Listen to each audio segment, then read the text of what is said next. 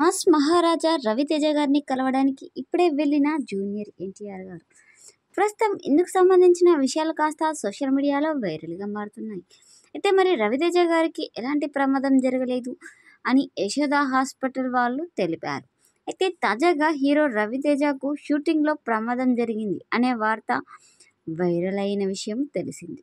అయితే మరి తన 75వ సినిమా షూటింగ్లో భాగంగా రవితేజకు ప్రమాదం జరిగింది అని, దాంతో ఆయన యశోద హాస్పిటల్కు చేరాడు అంటూ అక్కడ రవితేజకు సర్జరీ జరిగింది అంటూ వార్తలు వచ్చాయి. అంతే, ఈ వార్తలు వైరల్ కావడంతో రవితేజకు ఎలా సర్జరీ కాలేదు అంటూ యశోద హాస్పిటల్ వాళ్ళు తెలిపారు.